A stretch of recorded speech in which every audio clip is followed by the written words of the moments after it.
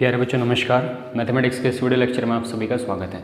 बच्चों हम 11th class mathematics की सीरीज़ में हम सेट्स थ्योरी को कंप्लीट कर चुके हैं और सेट्स थ्योरी से अगर हम आगे बढ़े तो हमारे पास एक नया चैप्टर निकल के आता है जिस चैप्टर का नाम है रिलेशन एंड फंक्शन।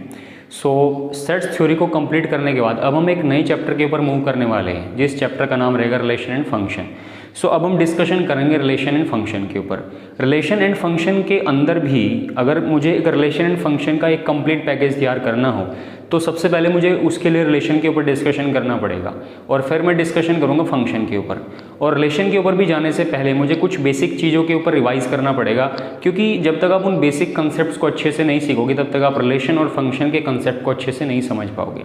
रिलेशन को समझने से पहले मुझे आपको थोड़ा सा कार्टेशियन प्रोडक्ट के बारे में बताना पड़ेगा। यहाँ पे जो हम एक बेसिक सा टॉपिक, एक इनिशियल सा छोटा सा टॉपिक जो स्टार्ट करने वाले हैं, जो रिलेशन को पढ़ने के लिए बड़ा इंपॉर्टेंट है, उस टॉपिक का नाम रहेगा कार्टेशियन प्रोडक्ट। तो यहाँ पे हम पढ़ने वाले हैं कार्टेशियन प्रोडक्ट के बारे में। ये जो बच्चों कार्टेशियन प्रोडक्ट है ये हमेशा दो सेट के बीच में होता है। और एक चीज़ और, मैं एक छोटी सी रिकमेंडेशन आपसे यहाँ पे एक और करूँगा कि जब भी आप इस चैप्टर को स्टार्ट करते हो +1 के रिलेशन एंड फंक्शन को, या जब भी आप इस वीडियो को कभी भी फ्यूचर में देखोगे तो इसको चेक करने से पहले, इसको देखने से पहले आपको सेट्स थ्योरी के कंसेप्ट अच्छे से आते हो, क्योंकि जब तक सेट्स थ्योरी के कंसेप्ट आपको अच्छे से क्लियर नहीं होंगे आप रिलेशन एंड फंक्शन को नहीं समझ पाओगे। तो मैं यहाँ पे स्टार्ट करने वाला हूँ कार्टेशियन प्रोडक्ट। कार्टेशियन प्रोडक्ट हमेशा दो सेट के बीच में होता है। हमें कोई दो सेट मिलेंगे, मान लीजिए एक सेट हमें मिलेगा ए, उसके अंदर कुछ एलिमेंट होंगे, एलिमेंट कितने भी हो सकते हैं, वो सेट फाइनाइट भी हो सकता है और वो इनफाइनाइट भी हो सकता है। इसी तरह मुझे एक सेट मिलेगा बी, सेट बी भी फाइनाइट हो सकता है या इनफाइनाइट हो सकता है। मुझे करना क्या है कि दोनों सेट का मुझे करना है कार्टेशियन प्रोडक्ट, और वो किस तरह से होगा और कार्टेशियन प्रोडक्ट हमें क्या रिप्रेजेंट करता है, मतलब उसकी वैल्यू किस तरह की होती है या उसकी वैल्यू किस फॉर्म में होती है, वो हम यहाँ पे छोटी छोटी चीज़ों के ऊपर डिस्कशन करेंगे। तो सबसे पहले यहाँ पे मेरे टॉपिक का नाम है कार्टेशियन प्रोडक्ट। कार्टेशियन प्रोडक्ट हमेशा दो सेट के बीच में होती है।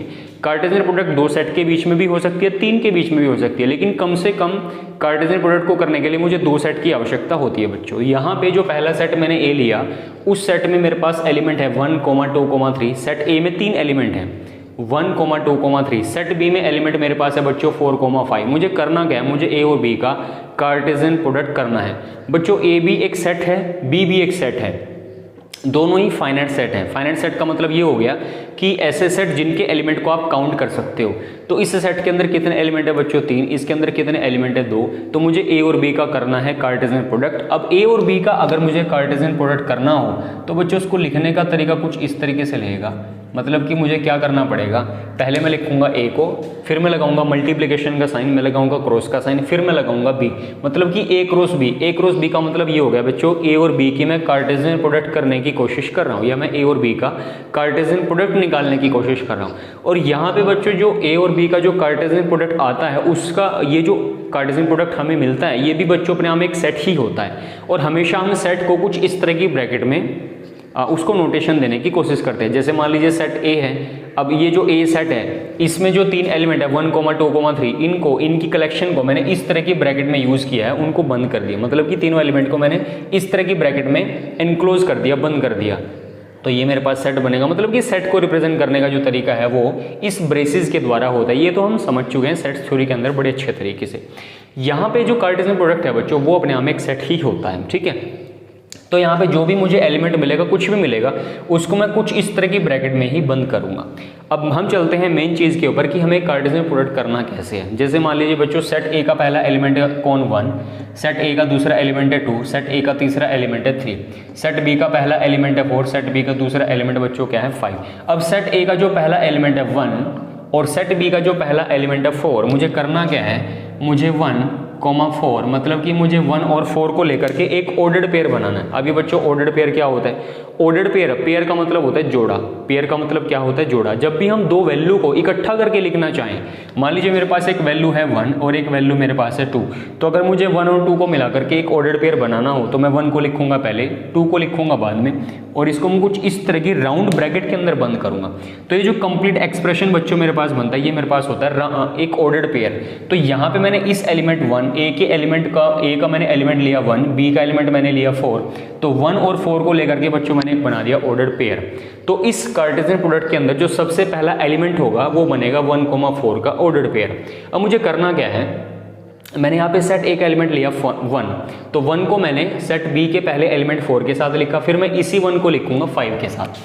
मतलब कि पहले मैंने 1 को लिखा 4 के साथ, फिर मैंने 1 को लिखना है 5 के साथ। अगर सेट बी में कोई और एलिमेंट होता, मान लीजिए 6 होता, तो मैं इसी 1 को लिखता 6 के साथ, फिर मैं 1 को लिखता आगे आने वाले किसी एलिमेंट के साथ। मतलब कि जो पहला सेट होगा उसका जो सबसे पहला एलिमेंट होता है उसको बारी बारी से अगले वाले सेट के हर एक एलिमेंट के साथ ऑर्डर्ड पेयर बना के यहाँ पे लिख दीजिए, ठीक है। तो 1 को मैंने दोनों के साथ यहाँ पे लिख दिया। अब बात आती है 2 की।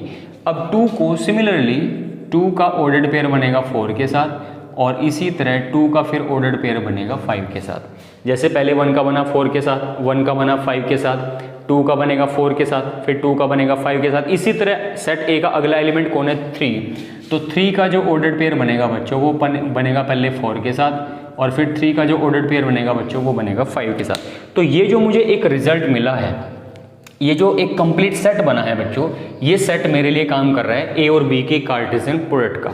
यहाँ पे आपको एक चीज़ समझनी पड़ेगी कि इस सेट के अंदर जैसे 3 एलिमेंट है, कौन कौन से हैं? 1 है, 2 है, 3 है। ये जो 1 है सेट ए के लिए एलिमेंट का काम कर रहा है, ये जो 2 है ये भी सेट ए के लिए एलिमेंट का काम कर रहा है, ये जो 3 है ये सेट ए के लिए एलिमेंट का काम कर रहा है, ये जो 4 है ये भी सेट बी के लिए एलिमेंट का काम कर रहा है, ये जो 5 है ये भी सेट बी के लिए एलिमेंट का काम कर रहा है। अब ये जो ए क्रॉस बी का जो सेट बना है बच्चों, इसके अंदर ये जितने भी ऑर्डर्ड पेयर हैं, इसके अंदर बच्चों जितने भी ऑर्डर्ड पेयर हैं, तो ये हर एक ordered pair A cross B के लिए एज ए एलिमेंट का काम करेगा। मान लीजिए 1,4 का ऑर्डर्ड पेयर है तो ये ए क्रॉस बी का एलिमेंट है। जो 1,5 ऑर्डर्ड पेयर है ये ए क्रॉस बी का एलिमेंट है। जो 2,4 का ऑर्डर्ड पेयर है ये भी ए क्रॉस बी का एलिमेंट है। मतलब कि कार्टेशियन प्रोडक्ट के अंदर जितने भी ऑर्डर्ड पेयर होते हैं वो अपने सेट के लिए बच्चों एलिमेंट का काम करते हैं, ठीक है। तो ये छोटा सा कंसेप्ट हमने समझा कि 2 सेट के बीच में हमेशा कार्टेशियन प्रोडक्ट हमेशा हम कैसे निकालते हैं। यहाँ पे छोटी सी एक जो नई चीज़ निकल के आती है कि मान लीजिए मैंने ए और बी का कार्टेशियन प्रोडक्ट किया, तो ए और बी का कार्टेशियन प्रोडक्ट तो ए क्रॉस बी भी हो सकता है, या फिर इसी को मैं बी क्रॉस ए भी करके लिख सकता हूँ। तो क्या ए क्रॉस बी और बी क्रॉस ए, क्योंकि चाहे मैं ए क्रॉस बी निकालूं चाहे मैं निकालूं बी क्रॉस ए, होगा तो दोनों में ही ए और बी का कार्टेशियन प्रोडक्ट। लेकिन बच्चों ए क्रॉस बी और बी क्रॉस ए दोनों ही अलग अलग चीज़ें होती हैं। जो ए क्रॉस बी की वैल्यू होगी वो जरूरी नहीं कि वो बी क्रॉस ए के बराबर हो। अब यहाँ पे हमें कैसे पता चलेगा? देखो, इसके लिए आपको छोटा सा आइडेंटिफाई ये चीज़ करनी पड़ेगी कि जब मैं ए क्रॉस बी निकालूंगा बच्चों, तो ए क्रॉस बी में पहला सेट कौन है? ए। अगले वाला सेट कौन है? बी। तो पहले आप ए का एलिमेंट उठाओगे। जैसे मान लीजिए मैंने ए क्रॉस बी निकाला, तो ए में मैंने पहला एलिमेंट ए का क्या उठाया? 1। उसको मैंने बी के हर एक एलिमेंट के साथ ऑर्डर्ड पेयर बना के लिखा। फिर ए का अगला एलिमेंट उठा, फिर ए का अगला एलिमेंट उठा 3। लेकिन अगर मुझे इसका उल्टा काम करना हो बच्चों, अगर मुझे बी क्रॉस ए निकालना हो, तो बी क्रॉस ए में मैं उठाऊंगा पहले बी का एलिमेंट। तो बी का पहला एलिमेंट कौन है? 4। तो 4 का पहला ऑर्डर्ड पेयर बनेगा 1 के साथ, फिर इसी 4 का ऑर्डर्ड पेयर बनेगा 2 के साथ, फिर इसी 4 का ऑर्डर्ड पेयर बनेगा 3 के साथ, फिर इसी अगले वाले एलिमेंट 5 का ऑर्डर्ड पेयर बनेगा 1 के साथ, फिर 5 का ऑर्डर्ड पेयर बनेगा बच्चों 2 के साथ, फिर 5 का ऑर्डर्ड पेयर बनेगा 3 के साथ। मतलब कि ए क्रॉस बी का जो मुझे रिजल्ट मिला था, ए क्रॉस बी में जितने भी ऑर्डर्ड पेयर होंगे अब वो सारे के सारे ऑर्डर्ड पेयर बच्चों उल्टे हो जाएंगे। मतलब कि अगर यहाँ पे पहले 1,4 था तो यहाँ पे बच्चों बनेगा मेरे पास 4,1। फिर 4,1 के बाद बच्चों कौन आएगा? इसके बाद आएगा मेरे पास 4,2। फिर मेरे पास आएगा 5,1, और फिर मेरे पास बच्चों आएगा 5,2, और फिर बच्चों मेरे पास आएगा 5,3। तो ये मेरे पास वैल्यू बनेगी बी क्रॉस ए की। मतलब कि जो ए क्रॉस बी की वैल्यू है बच्चों वो जरूरी नहीं वो बी क्रॉस ए के बराबर हो, ठीक है।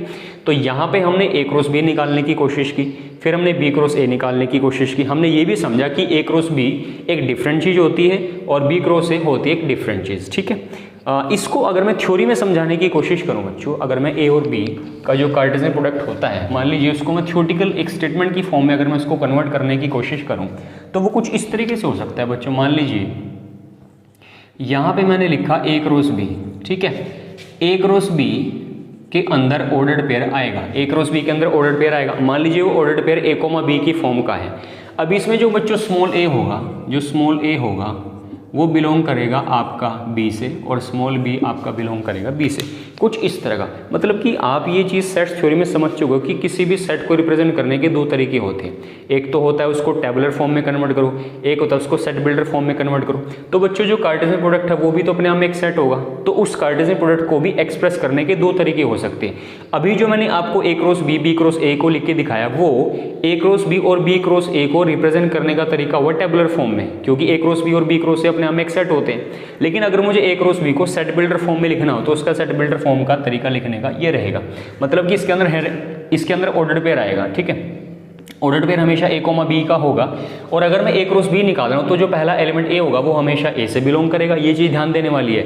अगर मैं ए क्रॉस बी निकाल रहा हूँ और उसके अंदर जो ऑर्डर्ड पेयर निकलेगा, उस ऑर्डर्ड पेयर के अंदर जो पहला एलिमेंट होगा वो हमेशा ए से बिलोंग करेगा, और जो अगला एलिमेंट होगा बच्चों वो हमेशा बी से बिलोंग करेगा। लेकिन अगर बच्चों मुझे यहाँ पे बी क्रॉस ए निकालना हो, अगर मुझे यहाँ पे निकालना हो बी क्रॉस ए, और अगर मैं आपको ये कह दूँ कि इसके अंदर जो ऑर्डर पेयर आएगा वो बी कोमा ए की फॉर्म में होगा, तो बच्चों जो आपका बी होगा वो बिलोंग करेगा आपका बी से, और बच्चों जो आपका ए बिलोंग करेगा वो आपका बिलोंग करेगा ए से, कुछ इस तरह से। तो ये बी क्रॉस ए के अंदर ऑर्डर पेयर बच्चों आएगा बी कोमा ए का, तो जो पहला एलिमेंट होगा वो बिलोंग करेगा बी से, और जो अगला एलिमेंट होगा बच्चों वो बिलोंग करेगा ए से, ठीक है।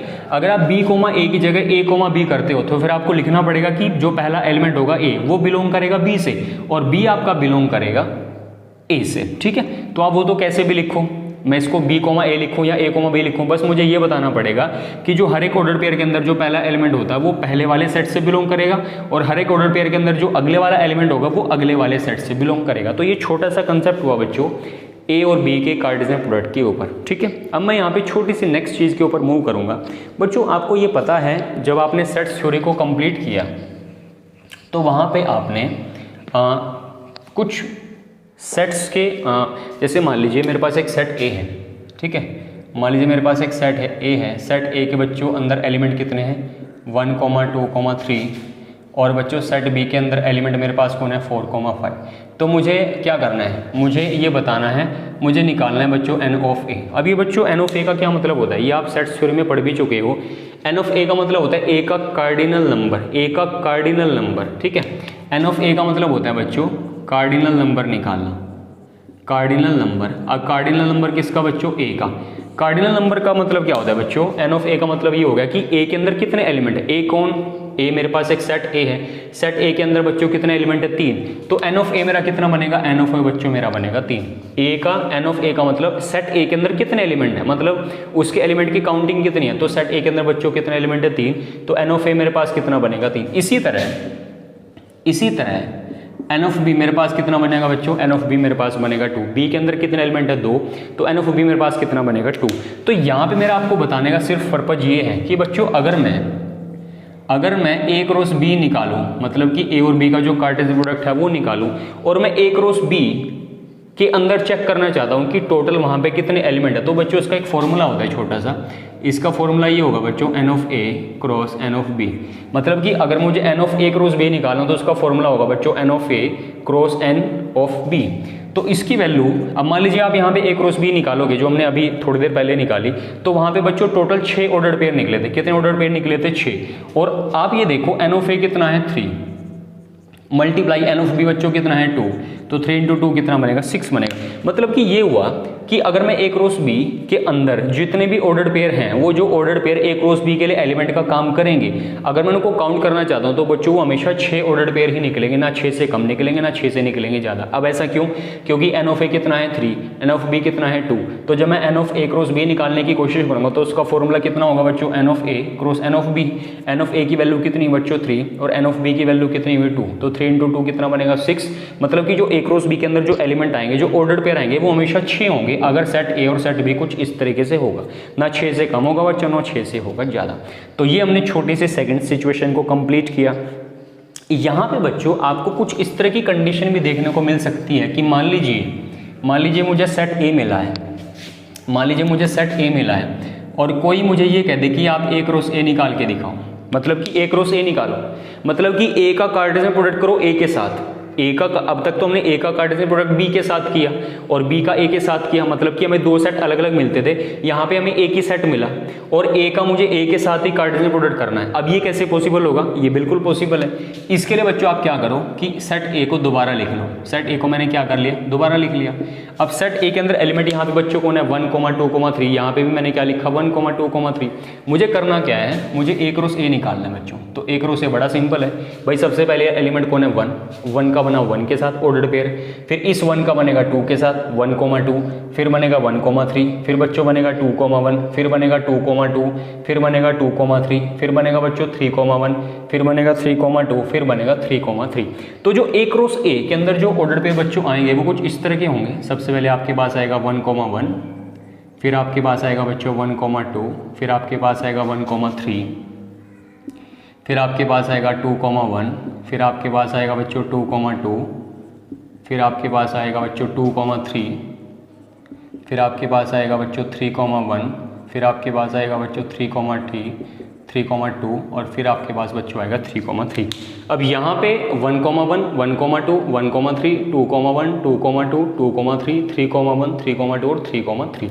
तो मतलब कि 1, 2, 3, 4, 5, 6, 7, 8, 9, मतलब कि एन ऑफ ए कितना था? एन ऑफ ए था 3। मतलब कि अगर आप इसको कंपेयर उसको कंफर्म करने की कोशिश करो बच्चों, तो अब आप ये सोचो एन ऑफ ए कितना है? 3। एन ऑफ ए कितना है? 3। मतलब ए के अंदर कितने एलिमेंट है? ए के अंदर एलिमेंट है 3। तो अगर मुझे ये करना हो, मुझे ये काउंट करना हो कि n of A cross A कितना बनेगा, तो इसका फॉर्मूला अभी जो मैंने बताया उसके अकॉर्डिंग कितना बनेगा बच्चों? इसका फॉर्मूला बनेगा ये n of A cross n of A, और एन ऑफ ए की वैल्यू कितनी है बच्चों? 3, और वापस एन ऑफ ए की वैल्यू कितनी है? 3। 3, 3 जा बच्चों कितना बनेगा? 9। इसका मतलब जो ए क्रॉस ए के अंदर जो ऑर्डर्ड पेयर होंगे वो बच्चों 9 होंगे, ना 9 से कम होंगे ना 9 से होंगे ज़्यादा। आप चाहे काउंट करके देख लीजिए, 1, 2, 3, 4, 5, 6, 7, 8, 9, तो 9 ऑर्डर्ड पेयर यहाँ पे बनेंगे। तो बच्चों कई बार हमें ए क्रॉस ए भी निकालने को कह सकता है एग्जामिनर, तो आप इसको कुछ इस तरीके से निकालोगे। मतलब ए की जगह तो सेट का नाम तो कुछ भी हो सकता है ना, बी हो सकता है, सी हो सकता है, तो हो सकता है आपको बी क्रॉस बी गई, आपको सी क्रॉस सी गई। मतलब कि अगर मुझे सेट किसी सेट से वापस उसी सेट पे कार्टेशियन लगाना, तो उसको लगाने का तरीका कुछ इस तरीके से होगा। ठीक है, यहाँ पे बच्चों अगर मैं ए क्रॉस ए को अगर इस ए क्रॉस ए जो अपने आप में एक सेट है, अब ये तो इसकी हुई टेबुलर फॉर्म, अगर मैं इसको सेट बिल्डर फॉर्म में कन्वर्ट करना चाहता हूँ बच्चों, तो इसको सेट बिल्डर फॉर्म में कन्वर्ट करने का कुछ तरीका ऐसे होगा कि इसमें ऑर्डर्ड पेयर आएगा। ठीक है, या आप मान लीजिए ये कह लीजिए कि भाई इसमें एक ऑर्डर्ड पेयर आएगा ए कॉमा बी का, और ए भी आपका ए से बिलोंग करेगा और आपका बी भी कहाँ से बिलोंग करेगा? ए से। ठीक है, तो इसको मैं कुछ सेट बिल्डर फॉर्म में ऐसे भी बच्चों लिख सकता हूँ कि ए क्रॉस ए होगा, उसमें ordered pair A comma B होगा जहाँ पे ए बिलोंग करेगा ए से, और अगले वाला मतलब कि एक ऑर्डर्ड पेयर के दोनों एलिमेंट ए से बिलोंग करेंगे, उसका मतलब तो हुआ ना ए क्रॉस ए। तो ए क्रॉस ए को ये तरीका हुआ बच्चों सेट बिल्डर फॉर्म में लिखने का। अच्छा बच्चों, यहाँ पे एक नई चीज़ मैं आपको बताना चाहूँगा कि मान लीजिए फॉर एग्जाम्पल एक छोटा सा क्वेश्चन मेरे पास है बच्चों। मान लीजिए मैं आपको ये कहता हूँ कि यहाँ पे आप बच्चों ये निकाल के दिखाओ ए क्रॉस ए क्रॉस ए। ठीक है, मान लीजिए मैं आपको ये कहता हूँ कि सेट ए मेरे पास है। अब सेट ए का देखो, सेट ए का मुझे ए क्रॉस ए निकालना है, मतलब कि अब तक तो हमने निकाला ए क्रॉस बी क्रॉस ए या बी क्रॉस बी, कुछ इस तरह से, मतलब कि हम 2 सेट के ऊपर कार्टेशियन निकालते थे। अब मुझे 3 सेट के ऊपर कार्टेशियन निकालना है, और तीनों बार सेट कौन सा यूज होगा? ए, मतलब कि ए क्रॉस ए फिर दोबारा क्रॉस ए। तो अगर मैं इस बच्चों सेट को एक मैं सेट बिल्डर फॉर्म के अंदर लिखूंगा, तो बच्चों यहाँ पे अब क्या होगा? यहाँ पे बच्चों इस बार एक ऑर्डर्ड पेयर नहीं बनेगा, अब मेरे पास बच्चों बनेगा एक ऑर्डर्ड ट्रिपलेट। ठीक है, मतलब कि ए क्रॉस ए के अंदर बच्चों जो एलिमेंट होगा वो बच्चों इस बार वो ऑर्डर्ड पेयर की फॉर्म में नहीं होगा, ऑर्डर्ड पेयर की फॉर्म में नहीं होगा बच्चों, वो एक ऑर्डर्ड ट्रिपलेट की फॉर्म में होगा। ट्रिपलेट का मतलब 3, ट्रिपलेट का मतलब 3, मतलब हर एक जो राउंड ब्रैकेट होगी, हर एक राउंड ब्रैकेट के अंदर मुझे 3 एलिमेंट मिलेंगे, जिसके अंदर जो पहला एलिमेंट होगा वो पहले वाले सेट से बिलोंग करेगा, दूसरा एलिमेंट होगा बच्चों वो दूसरे वाले सेट से बिलोंग करेगा, और जो बच्चों तीसरा एलिमेंट होगा वो तीसरे वाले सेट से बिलोंग करेगा। तो अगर मैं ए क्रॉस ए को बच्चों सेट बिल्डर फॉर्म में लिखना चाहूँ, तो इसके अंदर हमेशा एक मुझे ट्रिपलेट मिलेगा, मतलब एक मुझे 3 वैल्यू का एक एक्सप्रेशन मिलेगा जो बच्चों ए कॉमा बी कॉमा सी फॉर्म का होगा, और जहाँ पे बच्चों जो ए है वो बी से बिलोंग करेगा, बी वापस ए से बिलोंग करेगा, और सी भी वापस किससे बिलोंग करेगा? ए से। ठीक है। तो कुछ इस तरह का फॉर्मेट रहेगा अगर मुझे ए क्रॉस ए निकालना हो। अगर मान लीजिए फॉर एग्जांपल मैं ये कहता हूँ बच्चे कि मुझे ए क्रॉस बी क्रॉस सी निकालना है, मान लीजिए मुझे निकालना है ए क्रॉस बी क्रॉस सी, तो बच्चों इसके अंदर जो एक ऑर्डर्ड ट्रिपलेट मिलेगा, अब इसको गलती से भी आप ऑर्डर्ड पेयर मत बोलना जब आप 3 सेट का कार्टेशियन करने जा रहे हो। एक मुझे ऑर्डर्ड ट्रिपलेट मिलेगा जहाँ पे जो इस ट्रिपलेट का जो पहला मेंबर होगा बच्चों वो ए से बिलोंग करेगा, और इसी ट्रिपलेट का बच्चों जो अगला मेंबर होगा वो बी से बिलोंग करेगा, और इस ट्रिपलेट का बच्चों जो अगला मेंबर होगा वो सी से बिलोंग करेगा। ठीक है, तो कुछ इस तरह से आपके पास इस तरह की सिचुएशन भी आपको फेस करनी पड़ सकती है। मतलब आपको एग्जाम में आपको ऐसे क्वेश्चन भी मिल सकते हैं कि आपको 3 सेट मिलेंगे बच्चों और आपको 3 सेट का कार्टेशियन करना पड़ेगा। ठीक है, अब मैं एक छोटा सा आपको एग्जाम्पल करवाने की कोशिश करूंगा। 3 सेट मुझे इसमें दे रखे हों और मुझे उनका कार्टेशियन निकालना हो। अब उन 3 मान लीजिए आप 3 सेट का कार्टेशियन करोगे, उसका मैंने सेट बिल्डर फॉर्म तो बता दिया किस तरह का होगा। अब ये जो मेरे पास 3 सेट होते हैं बच्चों, जब मैं इनका कार्टेशियन प्रोडक्ट करने की कोशिश करता हूँ तो इसका एक टेबुलर फॉर्म किस तरह का बनेगा वो मैं आपको बताने की कोशिश करता हूँ। ठीक है, मैं एक छोटा सा एग्जाम्पल लेने की यहाँ पे कोशिश करूँगा। मैं यहाँ पे 3 अलग अलग सेट लूँगा बच्चों। ठीक है, मैं यहाँ पे 3 अलग अलग सेट लेके चलता हूँ। मान लीजिए मेरे पास एक सेट हो गया बच्चों, या मैं एक छोटा सा एक एग्जाम्पल लेता हूँ। यहाँ पे मान लीजिए एक सेट बच्चों हो गया मेरे पास -1,1। ठीक है, मान लीजिए मैं अलग अलग नहीं लेता, मैं एक ही सेट ले लेता हूँ ए। और सबसे पहले बच्चों ये देखो मुझे करना क्या है, मुझे यहाँ पे ए क्रॉस ए निकालना है। ठीक है, मतलब कि मुझे ए का कार्टेशियन प्रोडक्ट करना है कितनी बार, ए क्रॉस ए। ठीक है, अब मैं इसको बच्चों कैसे करूँगा, मैं अपनी सहूलियत के लिए क्या करता हूँ, मैं अपनी सहूलियत के लिए इस ए को 2 बार और लिख लेता हूँ बच्चों। ठीक है, क्योंकि उससे क्या होगा कि मुझे क्वेश्चन को करने में दिक्कत यहाँ पे नहीं होगी, कुछ इस तरीके से। तो सेट ए में क्या था बच्चों -1,1, फिर दोबारा सेट ए में वही -1,1 है, सेट ए में -1,1 है। तो बच्चों मुझे क्या करना है, मुझे ए क्रॉस ए निकाल। तो अब आपको यहाँ पे करना क्या है, इसके अंदर बच्चों जितने भी मुझे एलिमेंट मिलेंगे वो हमेशा एक ऑर्डर्ड ट्रिपलेट की फॉर्म में होंगे। ठीक है, तो आप अच्छी तरह समझ चुके हो। और यहाँ पे अब आप इसको बच्चों करोगे कैसे, सबसे पहले ध्यान से देखो, यहाँ पे एलिमेंट कौन है -1। ठीक है, यहाँ पे एलिमेंट कौन है -1, इसका पहला एलिमेंट कौन है बच्चों -1, और इसका पहला एलिमेंट कौन है बच्चों -1। तो मैंने इसको लिख दिया, इसमें तो आपको कोई डाउट नहीं होगा। मतलब कि इसको मैंने उठाया -1 को मैंने -1 के साथ लिखा, फिर मतलब कि इस -1 को मैंने इसके साथ लिखा, फिर मैंने इसके साथ लिखा। अब ध्यान से देखो अगला ट्रिपलेट कैसे बनेगा, ये -1 फिर दोबारा ये -1 और इसका अगले वाला एलिमेंट। ठीक है, मतलब कि -1 फिर मैंने लिया 1, ये मेरा बनेगा दूसरा ट्रिपलेट। अगर इसमें मान लीजिए कोई और एलिमेंट होता तो फिर मैं क्या करता, -1 और उसका अगला एलिमेंट बना के यहाँ पे एक ट्रिपलेट बनाने की कोशिश करता, लेकिन यहाँ पे आगे तो कुछ नहीं है तो ये यहीं पे हो जाएगा स्टॉप।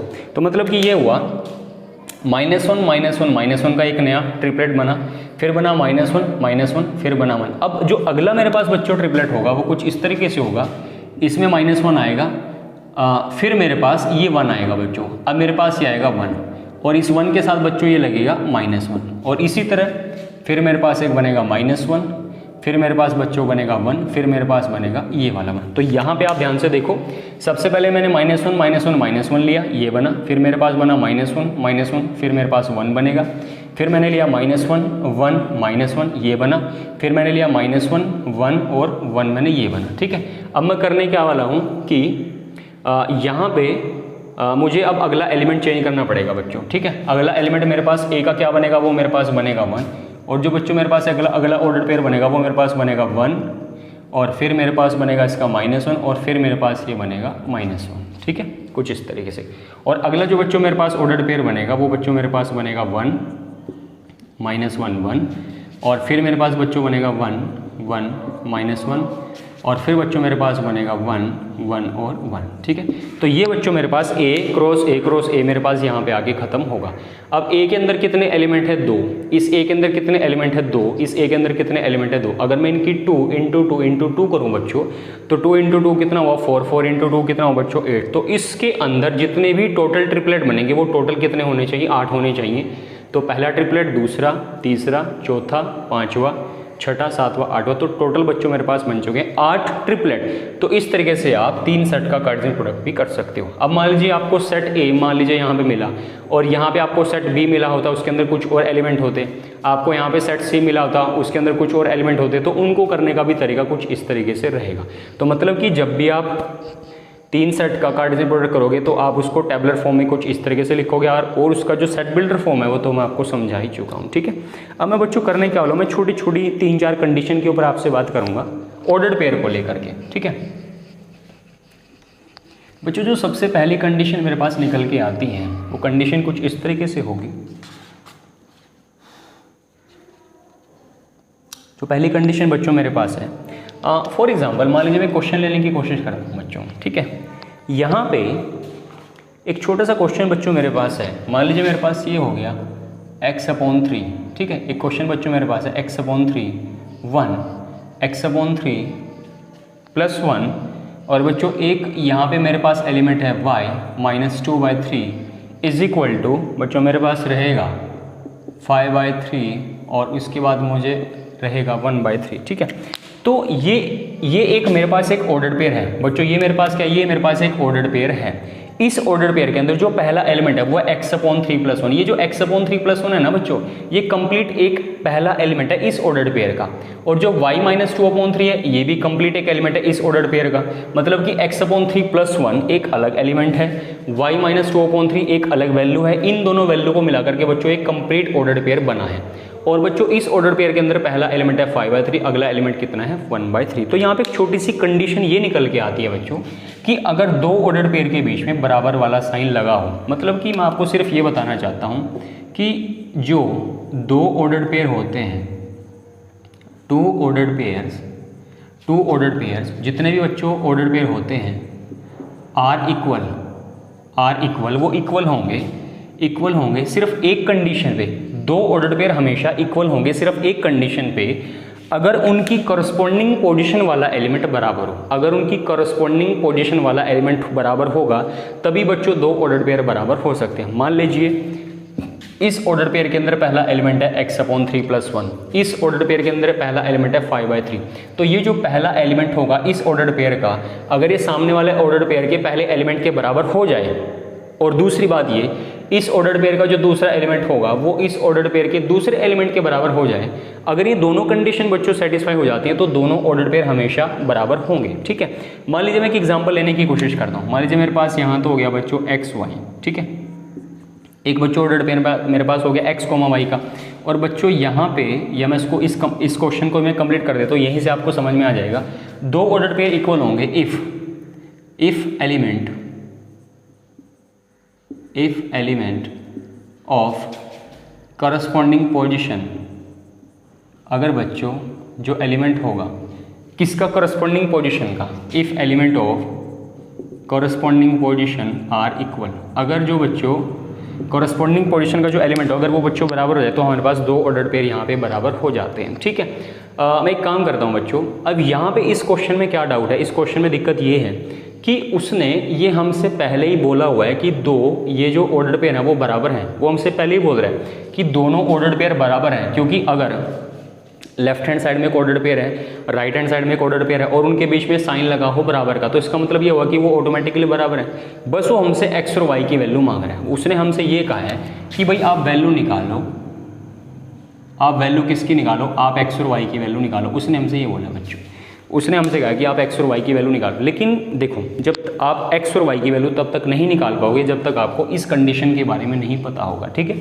जब भी आपका एग्जाम में कोई ऐसा क्वेश्चन मिले कि 2 ऑर्डर पेयर लिखे पड़े हों और इनके बीच में बराबर का साइन हो, मतलब कि ऑर्डर पेयर पहले से ही बराबर हैं, बस मुझे करना क्या है कि इस ऑर्डर पेयर का जो पहला एलिमेंट होगा उसको कंपेयर करना है अगले वाले ऑर्डर पेयर के पहले एलिमेंट के साथ। मतलब कि मैं x/3 + 1 को बराबर रखूंगा 5/3 के, तो वहाँ से मैं x की वैल्यू निकालूंगा।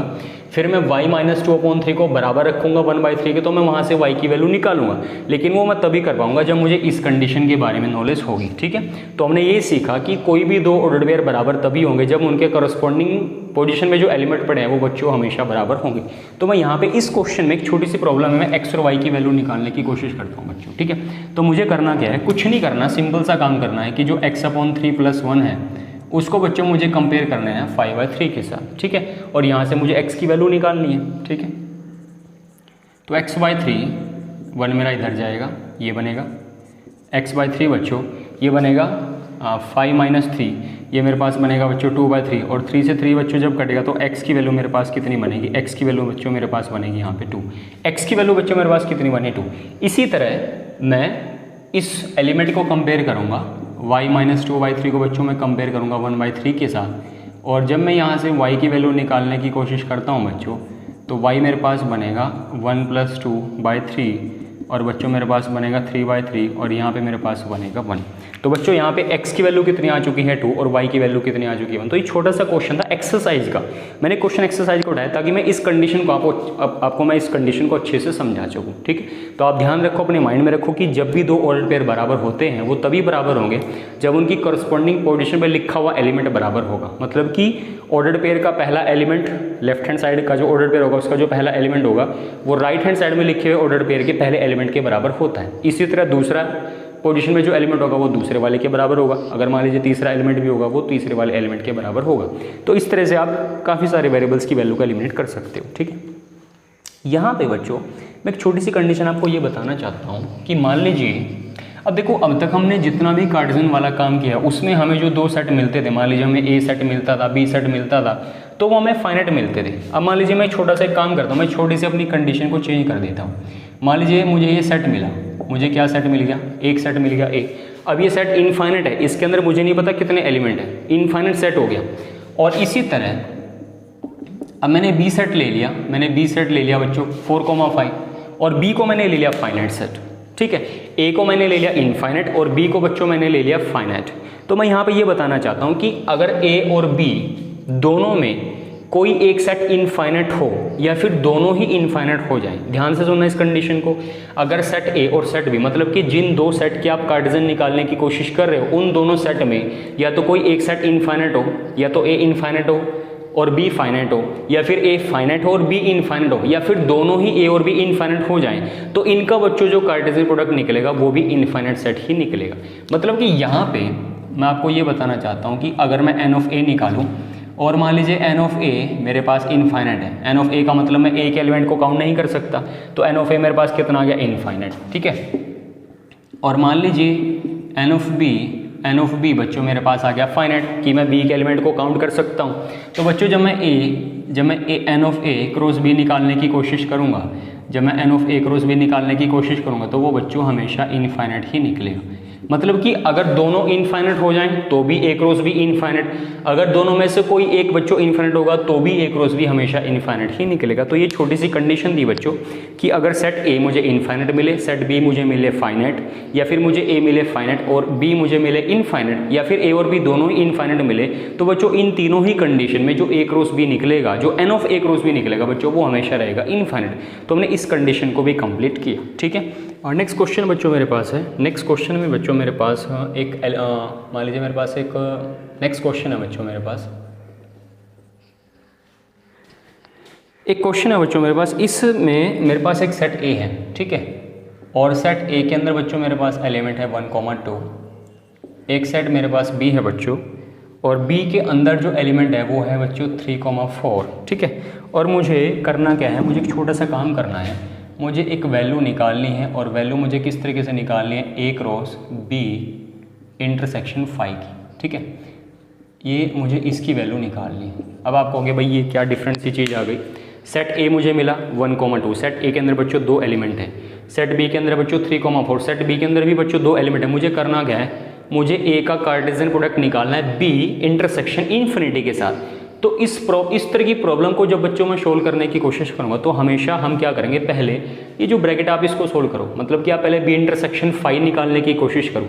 जो बच्चों बी इंटरसेक्शन 5 निकल के जो एक नया सेट बनेगा, उस सेट का मैं कार्टेशियन प्रोडक्ट निकालूंगा किसके साथ, ए के साथ। तो मैं इस क्वेश्चन को बच्चों सोल्व करने की कोशिश करूंगा। तो सबसे पहले मुझे करना क्या है, मुझे बच्चों यहाँ पे बी इंटरसेक्शन 5 निकालना। अब बच्चों आप ये बताओ कि अगर मैं किसी भी सेट का इंटरसेक्शन 5 के साथ करूं तो बच्चों मुझे वापस क्या मिलेगा, 5 मिलेगा। क्या इसमें किसी को डाउट है? नहीं है, क्योंकि किसी का भी इंटरसेक्शन आप 5 के साथ करोगे तो आपको हमेशा क्या मिलेगा, 5 मिलेगा। अब आप ये बताओ कि अगर मैं ए का कार्टेशियन प्रोडक्ट निकालूं किसके साथ, बी इंटरसेक्शन फाई के साथ। अब बी इंटरसेक्शन फाई में तो फाई है, कुछ भी नहीं है, और ए में 1,2 है। तो क्या बच्चों इस सेट में कोई ऑर्डर्ड पेयर बनेगा बच्चों? तो ये जो कार्टेशियन प्रोडक्ट आएगा ये भी मेरे पास क्या आएगा, ये भी मेरे पास आएगा एम्प्टी। ठीक है, तो यहाँ पे जो वैल्यू बच्चों मिलेगी वो मुझे क्या मिलेगी, वो भी मुझे एम्प्टी मिलेगी। अब आप यहाँ पे गलती से ये काम मत कर देना कि भाई आप यहाँ पे एक काम कर लो कि मेरे पास जो भी इंटरसेक्शन फाई है वो तो मेरे पास आ चुका है कुछ इस तरीके से, और इसकी वैल्यू आप निकाल दो, इसकी वैल्यू जो आप निकाल दो 1,5, और बच्चों इसकी वैल्यू आप निकाल दो 2,5। तो बच्चों ये आप बिल्कुल टोटली रॉन्ग हो जाओगे, क्योंकि आपको ये पता होगा कि अगर बी इंटरसेक्शन फाई एम्प्टी है तो एम्प्टी को कभी ऐसे नहीं लिखा जाता, एम्प्टी को हमेशा ऐसे लिखा जाता है। और जब ये एम्प्टी है तो इसका कार्टेशियन जब आप किसी ए सेट या किसी भी सेट के साथ करोगे तो उसमें आपको कुछ भी नहीं मिलेगा, उसमें आपको खाली मिलेगा। यहाँ पे आपको क्या मिलेगा बच्चों, यहाँ पे आपको मिलेगा एम्प्टी। ठीक है, तो इस क्वेश्चन को आप कुछ इस तरीके से कंप्लीट करोगे।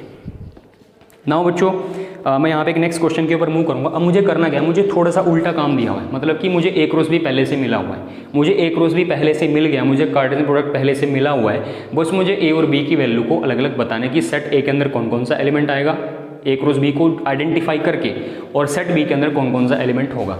तो इस क्वेश्चन के अंदर बच्चों मुझे ए क्रॉस बी पहले से मिला हुआ है। ठीक है, तो बच्चों जो मुझे ए क्रॉस बी की वैल्यू मिली है, यहाँ पे जो बच्चों मुझे ए क्रॉस बी की वैल्यू मिली है वो पहले मुझे मिली है A x A y B x B y. तो जो ए क्रॉस बी मुझे मिला है ए एक्स ए वाई और बी एक्स, और मुझे क्या मिला है बच्चों, यहाँ पे मुझे मिला है बी वाई। अब आप ये सोचो बच्चों कि मुझे सेट ए का नहीं पता, मुझे सेट बी का भी नहीं पता, मुझे नहीं पता ए और बी के अंदर क्या एलिमेंट होगा, लेकिन मुझे उन दोनों का कार्टेशियन प्रोडक्ट मिला हुआ है। तो क्या अब इसको आइडेंटिफाई करके सेट ए और सेट बी के एलिमेंट का पता लगा सकते हो? बिल्कुल आसान है बच्चों, आप शायद इसको कर भी चुके होंगे। ए क्रॉस बी देखो बच्चों, पहले कौन है ए, आगे कौन है बी। अब ये मुझे पता है कि अगर पहले ए होगा तो इसके अंदर जितने भी ऑर्डर पेयर होंगे उनके अंदर हर एक ऑर्डर पेयर का जो पहला एलिमेंट होगा वो हमेशा ए से बिलोंग करेगा। अभी मैंने ए क्रॉस बी को आपको सेट बिल्डर फॉर्म में रिप्रेजेंट करके बताया था कि ए क्रॉस बी में जब बच्चों जो भी कोई ऑर्डर पेयर आएगा उस ऑर्डर पेयर का हर एक ऑर्डर पेयर का जो भी पहला एलिमेंट होगा वो हमेशा पहले वाले सेट से ही बिलोंग करेगा, और हर एक ऑर्डर पेयर का अगला जो एलिमेंट होगा बच्चों वो सेट बी से बिलोंग करेगा। तो यहाँ पे आप आसानी से बता सकते हो कि सेट ए के अंदर कौन एलिमेंट आएगा। अब पहले जो पहला ऑर्डर पेयर है इसका जो पहला एलिमेंट कौन है, ए, तो मैंने यहाँ पे लिखा ए। अगले ऑर्डर पेयर का पहला एलिमेंट कौन है, ए, लेकिन ए तो एक बार आ चुका है, किसी भी सेट के अंदर हम एक एलिमेंट को हम दो बार तो नहीं लिखेंगे, तो ए आ चुका है, इसको छोड़ दीजिए। अगला सेट कौन सा है बच्चों, अगला ऑर्डर पेयर क्या है, बी कॉमा एक्स, इसमें पहला एलिमेंट कौन है बच्चों, बी, तो मैंने यहाँ पे क्या लिखा, बी। और आगे कौन है पहले, बी, तो बी इसमें नहीं आएगा, मतलब कि सेट ए के अंदर सिर्फ दो एलिमेंट हो गए, कौन सा, ए कॉमा बी। और इसी तरह अगर मुझे सेट बी निकालना हो तो सेट बी के लिए क्या करोगे, हर एक ऑर्डर पेयर का बच्चों आखिरी वाला एलिमेंट देखो, इसमें लास्ट में एलिमेंट यहाँ पे कौन है बच्चों, एक्स, और इसमें कौन है बच्चों, वाई, वापिस आपको क्या मिलेगा, एक्स वाई। तो यहाँ पे सेट बी के अंदर दो एलिमेंट हो गए एक्स कोमा वाई, और सेट ए के अंदर दो एलिमेंट हो गए बच्चों ए कोमा बी। अब आप वापिस अगर इससे ए और बी से ए क्रॉस बी बनाने की कोशिश करोगे तो कुछ इस तरीके से बनेगा, पहले बनेगा ए कोमा एक्स, फिर बनेगा ए कोमा वाई, फिर बनेगा बी कोमा एक्स, फिर आपके पास बनेगा बी कोमा वाई। तो बच्चों कुछ इस तरह की कंडीशन भी हमें मिल सकती है जहाँ पे हमें कार्टेशियन प्रोडक्ट पहले से दिया होगा, और उस कार्टेशियन प्रोडक्ट को ध्यान में रखते हुए हमें सेट ए, सेट बी या किसी भी सेट की वैल्यू निकालनी पड़ सकती है। तो इस कंडीशन को भी आप ध्यान से करने की कोशिश करो। बड़ा छोटा सा क्वेश्चन है, बड़ा इजी क्वेश्चन है। नाउ बच्चों मैं सेकंड जो नेक्स्ट कंडीशन है बच्चों मैं उसके ऊपर मूव करूँगा। यहाँ पे सबसे पहले मुझे कुछ डिफरेंट से काम करने हैं। यहाँ पे मुझे चार सेट दे रखे हैं बच्चों। यहाँ पे मुझे सेट ए मिला है, सेट बी है, मेरे पास सेट सी है। अब बच्चों जो सेट ए है ये एक्सरसाइज का बच्चों क्वेश्चन नंबर 7 होगा, और यहाँ पे जो मुझे सेट ए मिला है इस सेट के अंदर बच्चों एलिमेंट हो गया 1,2 का, ठीक है। सेट ए के अंदर एलिमेंट हो गया 1,2, और सेट बी के अंदर बच्चों एलिमेंट हो गया 1, 2, 3, 4, और बच्चों सेट सी के अंदर एलिमेंट हो गया, सेट सी के अंदर बच्चों एलिमेंट है मेरे पास 5, 6, और एक सेट बच्चों मेरे पास है डी, और सेट डी के अंदर बच्चों एलिमेंट होगा मेरे पास 5, 6, 7 और 8। तो बच्चों यहाँ पे मुझे चार सेट मिले हैं, set A, set B, set C और सेट डी। अब मुझे यहाँ पे क्या करना है, मुझे यहाँ पे दो कंडीशन को प्रूव करना है। तो जो पहली कंडीशन तो बच्चों ये है कि अगर मैं ए का क्रॉस करूँ बी इंटरसेक्शन सी के साथ, अगर मैं ए का क्रॉस करूँ बी इंटरसेक्शन सी के साथ तो वो बराबर होगा बच्चों ए क्रॉस बी, वो बराबर होगा A cross B intersection A cross C के साथ। पहली कंडीशन तो मुझे ये प्रूव करनी है। दूसरी कंडीशन बच्चों ये मुझे प्रूव करनी है कि जो ए क्रॉस सी सबसेट होगा बच्चों, जो ए क्रॉस सी होगा वो सबसेट होगा किसका, जो ए क्रॉस सी होगा वो सबसेट होगा किसका बच्चों, वो सबसेट होगा बी क्रॉस डी का। तो यहाँ पे भाई मुझे इन दो कंडीशन को प्रूव करके दिखाना है कि मुझे सेट ए मिला है, सेट बी मुझे मिला है, सेट सी मेरे पास है, सेट डी भी मेरे पास है। पहली कंडीशन मुझे प्रूव करनी है कि अगर मैं बी इंटरसेक्शन सी का क्रॉस करूँ ए के साथ तो वो बराबर होगा A cross B intersection A cross C के साथ। और जो बच्चों ए क्रॉस सी होगा वो सबसेट किसका होगा, वो सबसेट होगा बी क्रॉस डी का। तो इन कंडीशन पे हम बारी बारी से काम करने वाले हैं।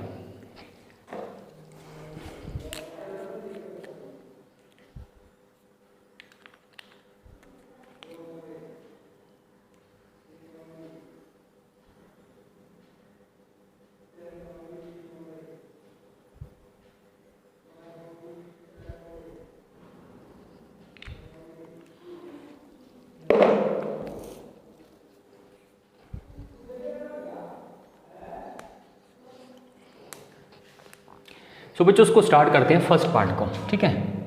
फर्स्ट पार्ट को बच्चों जब आप स्टार्ट करोगे तो मैं इसमें लेफ्ट हैंड साइड निकालने की कोशिश करता हूँ। और लेफ्ट हैंड साइड में भी मुझे ए का क्रॉस करना है बी इंटरसेक्शन सी के साथ। तो मैं सबसे पहले बच्चों बी इंटरसेक्शन सी निकालने की कोशिश करता हूँ। तो बच्चों जब आप बी इंटरसेक्शन सी निकालोगे तो बी और सी में क्या कॉमन होगा बच्चों, क्या बी और सी में कुछ कॉमन है, क्या बी और सी में कुछ कॉमन है? बी और सी में बच्चों कुछ भी कॉमन नहीं है, क्योंकि बी में है 1, 2, 3, 4, सी में है बच्चों 5, 6। तो जो बच्चों बी इंटरसेक्शन सी होगा वो आपको मिलेगा एम्प्टी। बी इंटरसेक्शन सी के आपको क्या मिलेगा, एम्प्टी। और जब मैं यहाँ पे ए क्रॉस बी इंटरसेक्शन सी निकालने की कोशिश करूँ तो वापस मुझे क्या मिलेगा, एम्प्टी मिलेगा। तो फर्स्ट पार्ट की लेफ्ट हैंड साइड क्या मुझे मिल चुकी है, एम्प्टी। अगर मैं बच्चों फर्स्ट पार्ट की राइट हैंड साइड निकालने की कोशिश करूं तो राइट हैंड साइड में बच्चों मुझे पहले चाहिए ए क्रॉस बी। तो मुझे क्या चाहिए पहले, ए क्रॉस बी। तो बच्चों आप ए क्रॉस बी निकालो, कितना बनेगा। ए क्रॉस बी में सबसे पहले आपके पास बनेगा 1, 1, फिर बनेगा 1, 2, फिर बनेगा 1, 3, फिर बनेगा 1, 4, फिर बच्चों बनेगा 2, 1, फिर बच्चों बनेगा 2, 2, फिर बनेगा 2, 3, फिर मेरे पास बनेगा 2, 4। तो ये मैंने बना लिया ए क्रॉस बी। ए क्रॉस बी बनाने में आपको कोई दिक्कत नहीं होगी। अब मुझे करना क्या है, मुझे निकालना है ए क्रॉस सी, ठीक है। अब मैं निकालूंगा ए क्रॉस सी। तो ये जो बच्चों ए क्रॉस सी निकलेगा मतलब आपको ए और सी का करना पड़ेगा कार्टेजन। तो पहले आप यहाँ पे बनाओगे 1, 5, फिर आपके पास बच्चों बनेगा 1, 6, फिर आपके पास बनेगा 2, 5 और फिर आपके पास बनेगा 2, 6। अब आप यहाँ पे ध्यान से ये देखो कि जो ए क्रॉस बी के अंदर जितने ऑर्डर्ड पेयर हैं और ए क्रॉस सी के अंदर जितने ऑर्डर्ड पेयर हैं, अब आप ए क्रॉस बी और ए क्रॉस सी का इंटरसेक्शन निकाल के देखो। अब ए क्रॉस बी और ए क्रॉस सी के इंटरसेक्शन का मतलब ये होगा कि कोई तो ऑर्डर्ड पेयर होगा जो ए क्रॉस बी और ए क्रॉस सी में होगा, मतलब कि इनके कॉमन ऑर्डर्ड पेयर निकालने की कोशिश करो। लेकिन ए क्रॉस बी और ए क्रॉस सी में कोई भी आपका ऑर्डर्ड पेयर कॉमन नहीं है। इसका मतलब ये होगा बच्चों कि अगर मैं ए क्रॉस बी का इंटरसेक्शन करता हूँ किसके साथ, ए क्रॉस सी के साथ, तो बच्चों मुझे क्या मिलेगा, वापस मुझे यहाँ पे मिलेगा एम्प्टी। मुझे यहाँ पे क्या मिलेगा, मुझे मिलेगा एम्प्टी। तो मतलब कि जो फर्स्ट पार्ट है वो मेरा प्रूव हो चुका है कि जो A cross B intersection C की वैल्यू है वो बराबर है A cross B intersection A cross C के साथ। यहाँ पे भी मुझे 5 मिला, यहाँ पे भी मुझे 5 मिला। तो मेरा पहला पार्ट यहाँ पे कंप्लीट हो चुका है, ठीक है। तो इस तरीके से आपने इस तरह की प्रॉब्लम के साथ डील करना है। यहाँ पे हमारा फर्स्ट पार्ट कंप्लीट हुआ ना, वो मूव करेंगे बच्चों सेकंड पार्ट के ऊपर। अब सेकंड पार्ट में मुझे प्रूव करना है कि जो ए क्रॉस सी है वो सबसेट किसका होगा बच्चों, बी क्रॉस डी का। अब सबसे पहले मैं ए क्रॉस सी निकालूंगा। ए क्रॉस सी कैसे निकलेगा बच्चों, ये निकलेगा 1, 5, फिर निकलेगा 1, 6, फिर निकलेगा 2, 5, फिर निकलेगा 2, 6। फिर आप क्या निकालोगे, फिर आप बी क्रॉस डी निकालोगे। बी क्रॉस डी बच्चों निकलेगा 1, 5, फिर निकलेगा 1, 6, फिर निकलेगा 1, 7, फिर आएगा 1, 8, फिर आएगा 2, 5, फिर आएगा 2, 6, फिर आएगा 2, 7, फिर आएगा 2, 8, फिर आएगा 3, 5, 3, 6, 3, 7, 3, 8, फिर आएगा 4, 5, 4, 6, 4, 7 और 4, 8। तो यहाँ पे मैं गारंटी से कहता हूँ कि जो ए क्रॉस सी के जो ऑर्डर्ड पेयर निकलेंगे वो हमेशा सारे के सारे बी क्रॉस डी के ऑर्डर्ड पेयर भी होंगे। तो यहाँ पे आप आसानी से ए क्रॉस सी को आप बी क्रॉस डी का सबसेट दिखा सकते हो। तो बच्चों ये मैं आपके लिए छोड़ूंगा, इसको आप अपने आप कंप्लीट कर लेना, ठीक है। तो यहाँ पे बच्चों हमने इस क्वेश्चन को कंप्लीट किया। ना मुझे एक नेक्स्ट क्वेश्चन मेरे पास है, छोटा सा क्वेश्चन। वहाँ पे मुझे सेट ए और सेट बी मुझे मिला है, ठीक है। सेट ए में मुझे मिला है 1, 2 और सेट बी में मुझे मिला है 1, 3।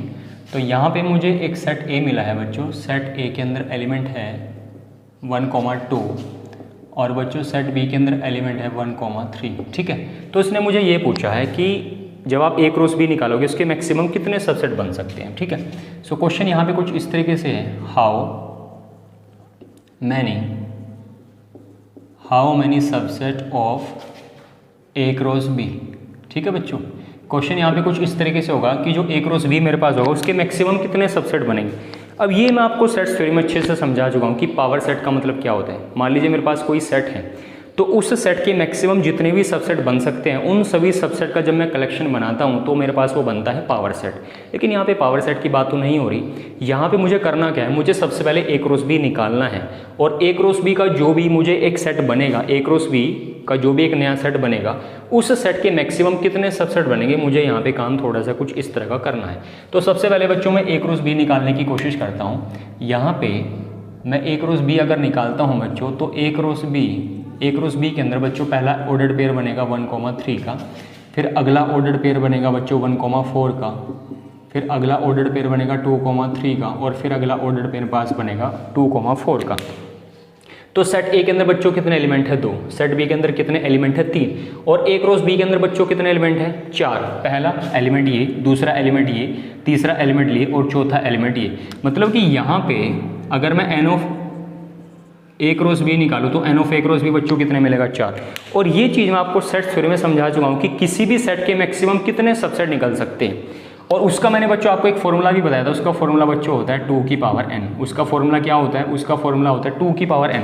अब मान लीजिए सेट ए के अंदर बच्चों एलिमेंट मेरे पास है 1,2,3। मान लीजिए सेट ए के अंदर एलिमेंट 3 है और मुझे क्या करना है, ए के मैक्सिमम बताना है कि ए के मैक्सिमम कितने सबसेट बन सकते हैं। तो बच्चों इसका फॉर्मूला क्या रहेगा 2 की पावर n, जहाँ पे n होता है उस सेट के एलिमेंट, मतलब कि उस सेट के अंदर कितने एलिमेंट हैं। मान लीजिए इस सेट के अंदर 3 एलिमेंट है, तो यहाँ पे बच्चों जो n की वैल्यू रहेगी वो रहेगी 3 और 2 की पावर 3 कितना बनेगा 8। मतलब कि इस फॉर्मूले से हमें ये पता चला कि इस सेट का मैक्सिमम 8 सबसेट बना सकते हो। तो ये चीज़ आप समझ चुके हो, आपके लिए कोई नई चीज़ नहीं है।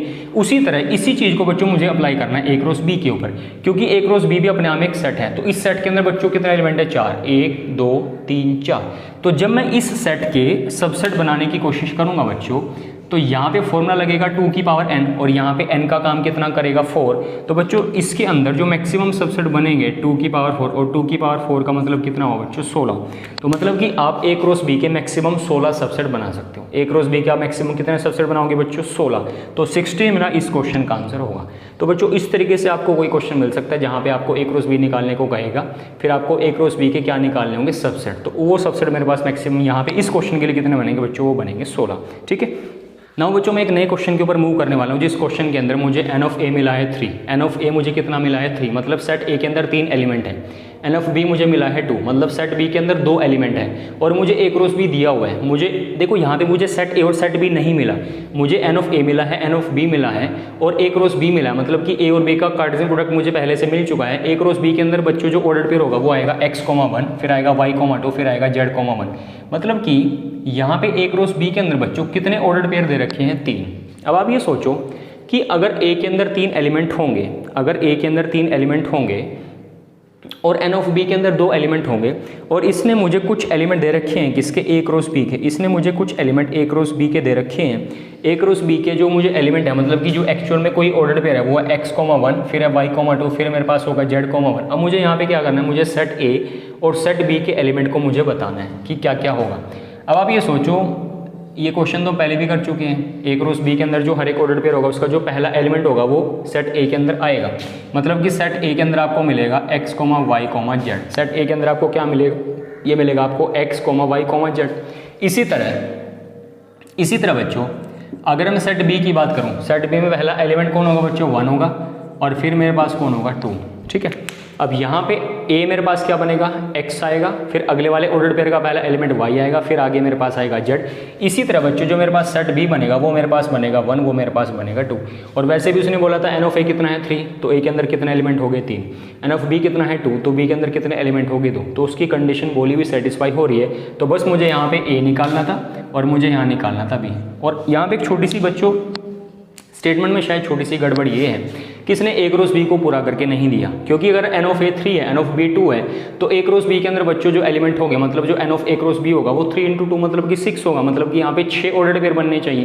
पहला ऑर्डर्ड पेयर होगा x,1, फिर होगा x,2, फिर होगा y,1, फिर होगा y,2, फिर होगा z,1, फिर होगा z,2। मतलब कि उसने हमें जानबूझ के ए क्रॉस बी को थोड़ा सा अलग उसको चेंज करके दे दिया ताकि कंफ्यूज करने के लिए। लेकिन आसान काम है, कुछ नहीं करना। ए के लिए आपको हर एक ऑर्डर पेयर का पहला एलिमेंट उठाना है, लेकिन रिपीट नहीं होना चाहिए, और बी के लिए भी आपको हर एक ऑर्डर पेयर का सेकंड एलिमेंट उठाना है। तो यहाँ पे हमने इस क्वेश्चन को भी कंप्लीट किया। ठीक, नाउ बच्चों मैं एक क्वेश्चन के ऊपर और मूव करूंगा जो बिल्कुल लास्ट क्वेश्चन होगा हमारे आज के लेक्चर का। इसके अंदर बच्चों हमें क्या है कि हमें ये दिया हुआ है कि क्वेश्चन नंबर 10 यहाँ पे हमें मिला है कि जो बच्चों ए क्रॉस ए है, जो ए क्रॉस ए है मतलब कि कोई सेट ए मेरे पास रहा होगा और मैं ए क्रॉस ए निकालने की कोशिश कर रहा हूँ, मतलब कि मैं ए और ए की कार्टेशियन प्रोडक्ट निकालने की कोशिश कर रहा हूँ। और जो बच्चों n of A cross A है वो नो है, मतलब कि ए क्रॉस ए के अंदर नो एलिमेंट है, ये उसने मुझे पहले ही बोला हुआ है। जो ए और ए का जो कार्टेशियन है, जो ए क्रॉस ए उसके अंदर बच्चों नो एलिमेंट हैं, और इसने ए क्रॉस ए के कुछ एलिमेंट दे भी दिए हैं। उसने मुझे ए क्रॉस ए के कुछ एलिमेंट बच्चों दे भी रखे हैं। जो ए क्रॉस ए का पहला एलिमेंट है वो है -1, 0, और अगला एलिमेंट है बच्चों 0, 1। अगला एलिमेंट बच्चों उसने मुझे दिया 0, 1। तो इसने मुझे ए क्रॉस ए को पूरा करके नहीं दिया। इसने मुझे ये बोला है कि एक तो आप सेट ए निकालिए, एक तो आप निकालिए सेट ए, और आप ए क्रॉस ए के बचे हुए एलिमेंट भी निकाल के दिखाओ। मतलब कि मुझे यहाँ पे 2 काम करने हैं। इसने मुझे ए क्रॉस ए में बोला कि टोटल 9 एलिमेंट है, लेकिन इसने मुझे सिर्फ कितने दिए, 2, बाकी के 7 का मुझे नहीं पता। मुझे सबसे पहले सेट ए को निकालना है, फिर मुझे ए क्रॉस ए के बाकी बचे हुए ऑर्डर्ड पेयर को भी निकालना है। तो बड़ा सिंपल है, कैसे करोगे इसको देखो, ए क्रॉस ए को देखो। अब ए क्रॉस ए के अंदर जो भी ऑर्डर्ड पेयर होगा वो a, b की फॉर्म में होगा, लेकिन a, b में a भी आपका a से बिलोंग करेगा, b भी आपका b से बिलोंग करेगा। मतलब कि जो इसका पहला एलिमेंट है -1 वो भी सेट a के अंदर होगा, अगला एलिमेंट 0 है वो भी सेट a के अंदर होगा, यहाँ पे पहला एलिमेंट 0 है वो भी सेट a के अंदर होगा, और जो यहाँ पे एलिमेंट 1 होगा वो भी सेट a के अंदर होगा। तो मतलब कि अगर मैं सेट a के एलिमेंट लिखने की कोशिश करूँ तो यहाँ पे पहला एलिमेंट तो होगा -1, अगला एलिमेंट बच्चों क्या होगा 0, और अगला एलिमेंट बच्चों मेरे पास क्या होगा 1। तो ये मेरे पास यहाँ पे सेट ए होगा। सेट ए के अंदर बच्चों -1 आएगा, 0 आएगा, 1 आएगा भाई, क्योंकि ए क्रॉस ए के अंदर जितने भी ऑर्डर्ड पेयर आएंगे, ऑर्डर्ड पेयर का पहला एलिमेंट हो या दूसरा हो, दोनों ही किससे बिलोंग करेंगे, ए से। तो -1 भी सेट ए के अंदर होगा, 0 भी सेट ए के अंदर होगा, 1 भी सेट ए के अंदर होगा। तो सेट ए के अंदर बच्चों 3 एलिमेंट हैं। ठीक है, सेट ए के अंदर बच्चों कितने एलिमेंट है, 3।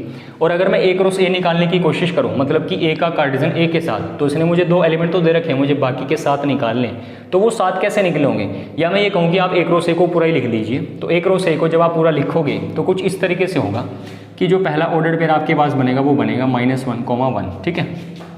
फिर आपके पास बनेगा -1, 0, फिर आपके पास बनेगा -1, 1, फिर आपके पास बनेगा 0, -1, फिर आपके पास बनेगा 0, 0, फिर आपके पास बनेगा 0, 1, फिर आपके पास बच्चों बनेगा 1, -1, फिर आपके पास बनेगा 1, 0, फिर आपके पास बनेगा 1, 1। ठीक है, तो यहाँ पे आप इसको काउंट करके देखो, 1, 2, 3, 4, 5, 6, 7, 8, 9। तो ये टोटल 9 मेरे पास बनेंगे ऑर्डर्ड पेयर किसके, ए क्रॉस ए के। और जिसमें से इसने मुझे एक तो ये दिया हुआ था, एक तो इसने मेरे को दिया ये, और एक इसने मेरे को दिया ही। तो जो बाकी के 7 बचे वो कुछ इस तरीके से होंगे। तो यहाँ पे हमने इस क्वेश्चन को कंप्लीट किया। तो बच्चों यहाँ पे मैंने आपको छोटा सा बेस बताया कार्टेशियन प्रोडक्ट का, और ये बहुत इंपॉर्टेंट टॉपिक है सेट रिलेशन एंड फंक्शन को समझने के लिए। सो यहाँ पे हमने इस टॉपिक को कंप्लीट किया। जब भी हम नेक्स्ट क्लास में आपके सामने हाजिर होंगे वहाँ पे हम डिस्कशन करेंगे रिलेशन के ऊपर, ठीक है। सो तब तक के लिए I wish you good luck, thank you very much and thank you so much for watching this video.